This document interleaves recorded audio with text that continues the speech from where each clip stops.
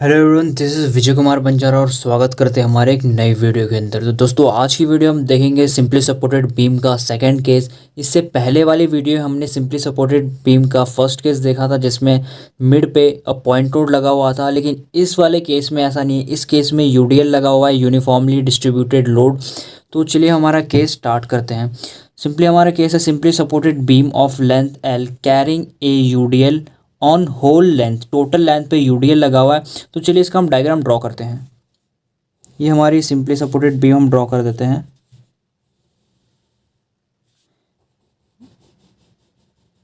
इसके ऊपर हमने यूडीएल लगा दिया, जिसकी इंटेंसिटी है small W unit, small W per unit length.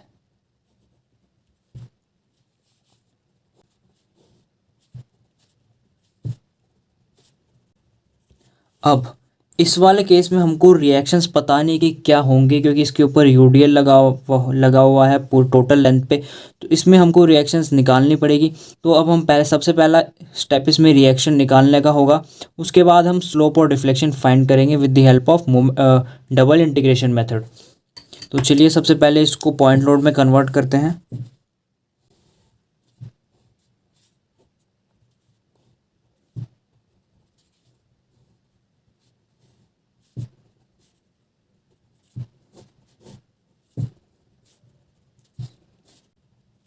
ये हमने इस यूडीएल को पॉइंट लोड में कन्वर्ट कर दिया। अब इसमें हम रिएक्शंस निकालेंगे आर ए और R B.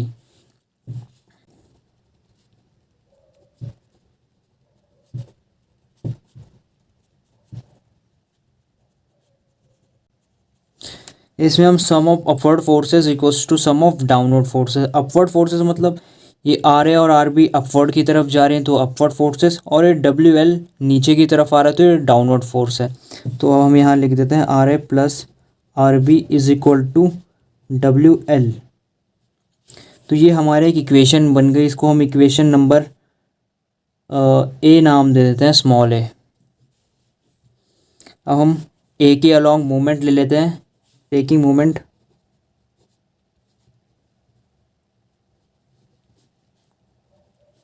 Eight A is equal to zero. तो यहाँ पे R A into zero plus W L into L by two, W L इसकी एल बाई टू।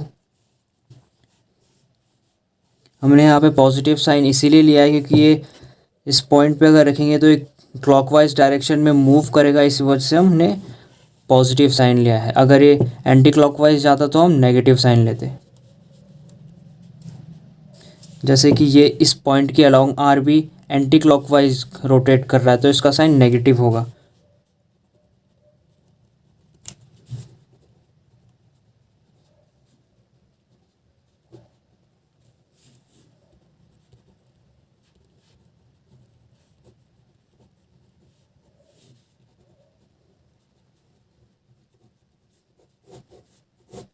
तो हमको यहाँ पे आर बी की वैल्यू मिल गई है। अब इस आर बी की वैल्यू को इक्वेशन ए में पुट कर देंगे, जिससे हमको आर ए की वैल्यू मिल जाएगी।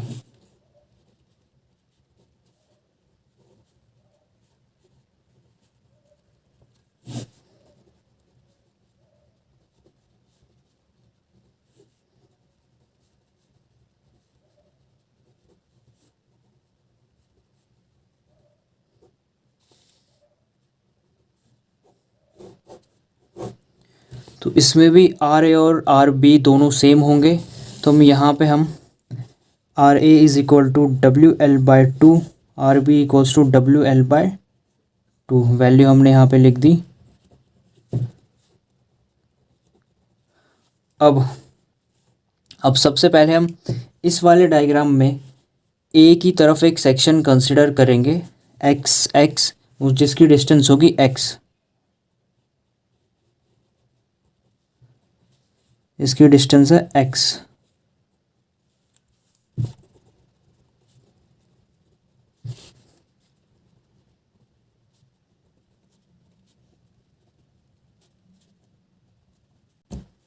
अब उस सेक्शन को यहाँ पे अलग से सेपरेटली ड्रॉ कर लेते हैं।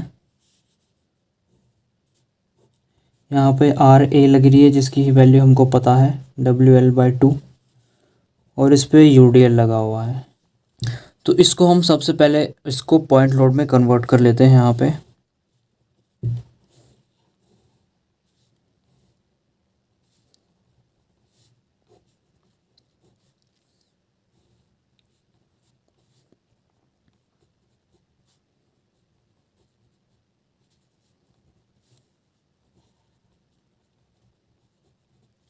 इसको हमने पॉइंट लोड में कन्वर्ट कर लिया है।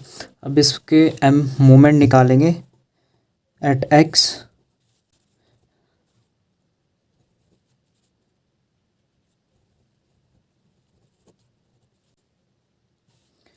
ये अपवर्ड जा रहा है इसलिए हमने इसका पॉजिटिव साइन लिया। इसकी distance x into x, negative ये नीचे की तरफ आ रहा है इसलिए हम इसको नेगेटिव ले रहे हैं। W x into x by two, तो हमको इनका मोमेंट मिल जाएगा W L by to x minus W x square by two.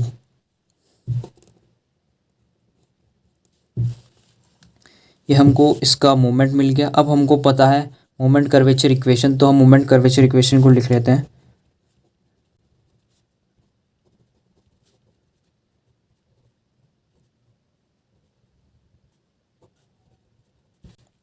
ये मोमेंट कर्वेचर इक्वेशन होती है।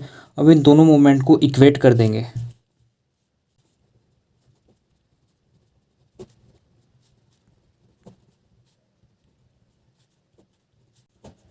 ये हमको इक्वेशन 1 मिल गई। अब इस इक्वेशन 1 को इंटीग्रेट कर देंगे।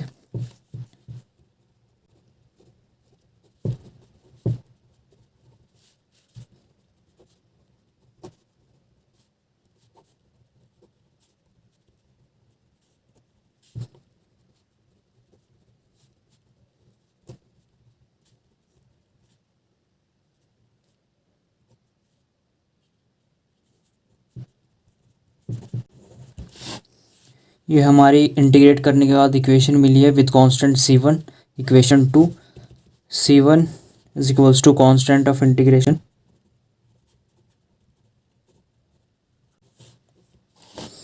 अब इसमें सेकेंड इक्वेशन में हम फर्स्ट बाउंड्री कंडीशन अप्लाई करेंगे।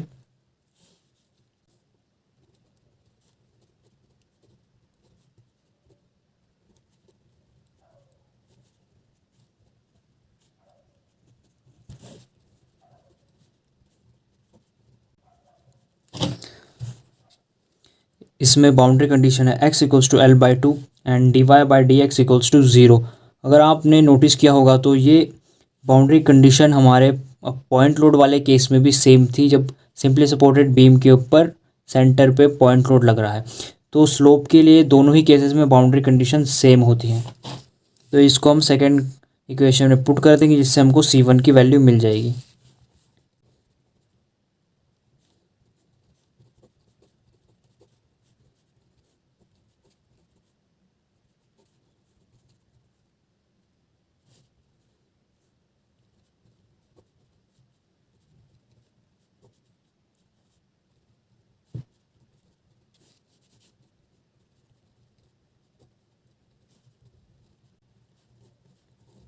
यहाँ पे हमको c1 की वैल्यू मिल गई है। अब इस c1 की वैल्यू को इक्वेशन 2 में पुट कर देंगे जिससे हमको स्लोप इक्वेशन मिल जाएगी।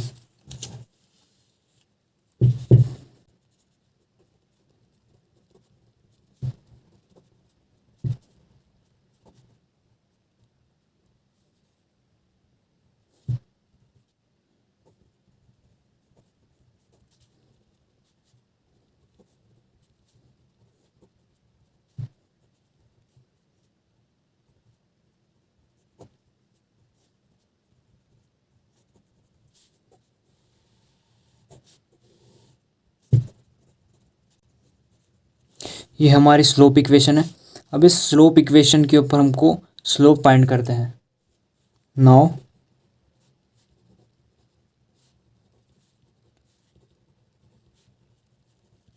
Slope at A put x equals to zero.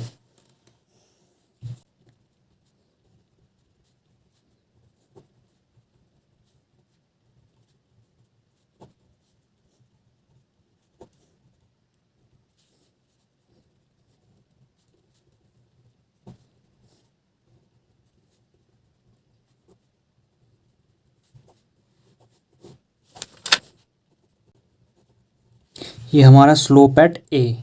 अब डिफ्लेक्शन निकालने के लिए स्लोप इक्वेशन को इंटीग्रेट करेंगे और एक इक्वेशन मिलेगी, जिससे हम सेम प्रोसीजर C2 की वैल्यू निकालेंगे।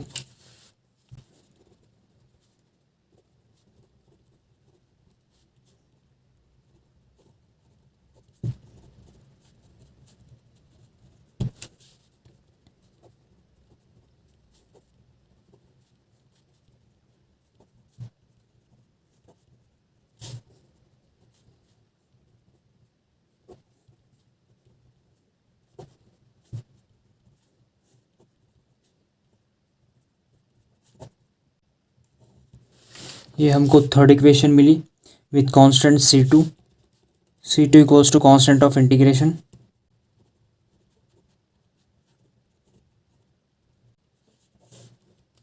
अब इसमें हम सेकंड बाउंड्री कंडीशन अप्लाई करेंगे।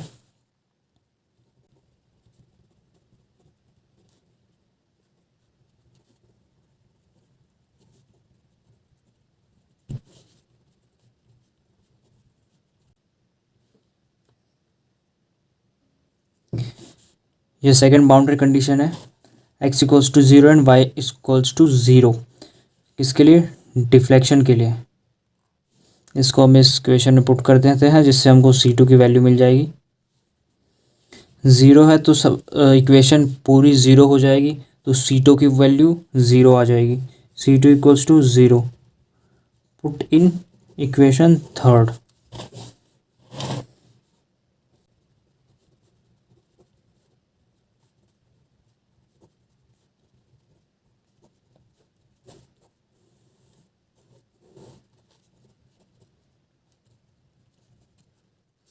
ये हमारी डिफ्लेक्शन इक्वेशन आ गई। अब हम डिफ्लेक्शन निकालेंगे एट मिड पॉइंट पे।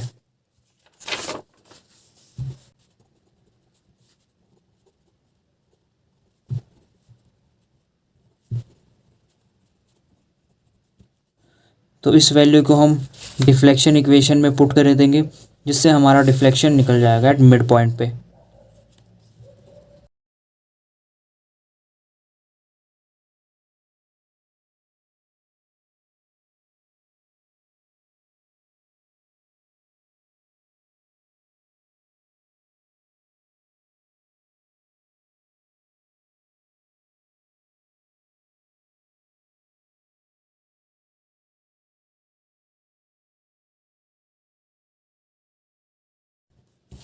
इनका हम एलसीएम ले लेंगे।